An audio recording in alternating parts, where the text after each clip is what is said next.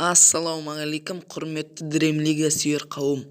Сіздермен мен Әбекке. Бүгінгі видеода мен жаңа ойыншы сатып алған болатынмын. Оны барлықтарыңыз білесіздер. Өте жақсы орталық ойыншы.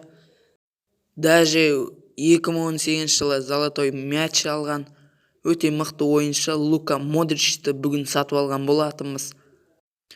Ендеше видеоны бастайық. Мына шеттен алмай тұрайық. Ең алдымен составты 28 ойыншы қылатынға 150 алмазға көтере салайық. Сосын барып Лука Модричті сатып алатын боламыз. Ал енді көтердік біз, ендеше Лука Модричті сатып аламыз. Ендеше кеттік. Лука Модрич уровені 83, бағасы 2385 екен. Өте жақсы ойыншы, орталық қорғаушы. Өткен жылғы чемпиондар лигасында Модричтің пастарын, ассистерін көрген болатын шығарсыздар.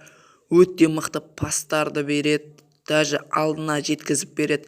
Челсимен ойнаған кездегі пасын айтсаңыздар, өте жақсы пастардың бірі. Сол ойында Лука Модрич сондай пас шығарып бере алмағанда Реал Мадрид құрамасы жеңіліп қалатыны сөзсіз еді. Енді не дейміз, Лука Модрич өте жақсы ойыншы, оны сатып алып өз құрамамызға қостық. Ендеше видеоға лайк басып кетіңіздер, видео ұнады деген үміттемін. Келесі видеоларда қандай ойыншыларды сатып алайын. Бұл біздің екінші видеомыз, жаңа аккаунтпен. Бірінші видеоны көрмесеңіздер, каналға кіріп көріп кетіңіздер. Қош сау болыңыздар.